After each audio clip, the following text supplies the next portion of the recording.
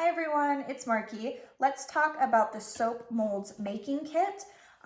This has been great for me. I was a beginner last summer. I just wasn't experienced at all, so this really helped me learn step by step how to make soaps. The inside right here is a silicone mold. You pour your soap into here, and then it sits in this pine box, which holds it in place so it doesn't move around and you're gonna have really even, consistent pieces. The silicone itself is really durable. It's really easy to clean. I just wash it in the sink really quickly, wipe it down, and it's good to go again for the next one.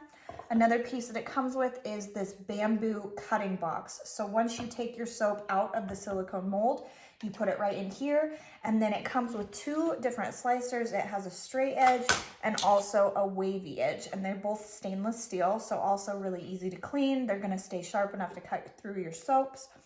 The bamboo box has 1-inch increments, so once you put your soap in there, it's really easy to get good, consistent cuts.